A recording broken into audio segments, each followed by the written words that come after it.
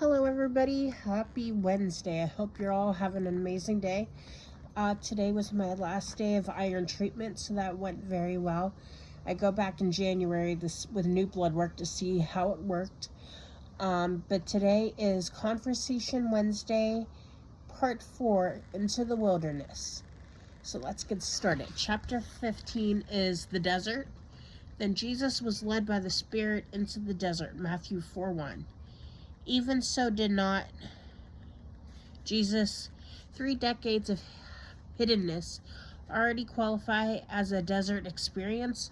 Yes. But in that desert of anonymity, Jesus made peace with God's timing and concluded that Father God's companionship in his life was enough. Matthew simply states that Jesus was led there. Mark 1:13 is a good reference. In his love, God led his son into a place that was a desert by every definition of the word. Physically barren, emotionally lonely, and spiritually troubled. Though we have no record of God's voice speaking in the desert as it did at the baptism, we do know that Satan's voice was clear. Chapter 16, to be tempted. I'm just checking on Snowball for a second. Jesus' water baptism marked his first steps out of hiding into documented, debated, scrutinized, and celebrated history. His second step took him from the cool waters of the Jordan into the dry wilderness of Judah to be tempted by the devil. Matthew 4:1, James 1:2-4, and 1 Peter 4:12-13 are all great references. Both James and Peter call us to rejoice when we, like Jesus, experience testing times. They instruct us to anticipate them, persevere through them, and rest assured that in them we somehow participate in Jesus' suffering. In the midst of trials, however, we can find these encouragements easy on the eyes and the hands on our hearts, because trials are by definition trying. They reduce us, and in that reduction we wrestle. I'm trying to read my writing, guys, when I wrote this, and I don't know where I wrote this, but my handwriting is not the greatest. Fiercely with what we truly value and what we truly believe. The process can be exhausting emotionally, physically, and spiritually. From that point of view, if God's presence has led us into trying places, is there really any other place we would rather be? For the love of his Father's close companionship, Jesus followed God's Spirit straight into the wilderness. There in that place of trials, Jesus had choices to make, just as we do. Hebrews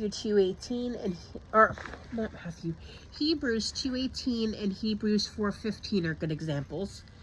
And in fact, according to the above passage from Hebrews, Jesus was tempted in every way just as we are, because he suffered through tempting testing times.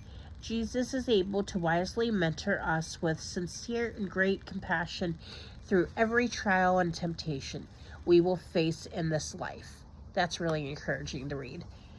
Chapter 17 is 41 and 3. 40 days and 40 nights. Matthew 4:2.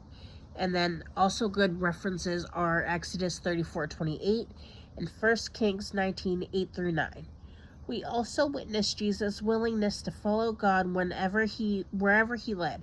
Surrendering to hidden years enable Jesus and can enable us to desire above all God's company and not be distracted by life's scenery. Though the layers vary in focus, the methodology Satan uses in his attempt to trap Jesus follows a clear pattern. In each layer, he dangles a lure by offering Jesus something attractive. He exploits a natural longing by appealing to a human desire. He identifies the means by suggesting how Jesus can get what he wants. He sounds a tempting invitation by mixing truth with his lies. Jesus' strategy in resisting temptation also follows a pattern in response to Satan's snare. Jesus first anchors himself by looking to God and his word, and then he makes a defined choice that renders each layer invitation ineffective. 40 days, 1 temptation, 3 layers. And chapter 18 is the reflection chapter. God builds within us a sturdy support system for our souls. If we do not respect his craftsmanship in unapplauded seasons, all that is visible is our lives will rest on a fragile foundation, and eventually through the added weight the visible brings, we will experience collapse.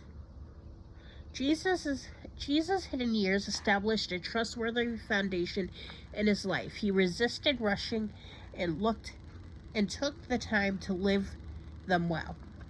I hope you all have a great day. Tomorrow is General Update Thursday, and then Friday we're going to pick up with, part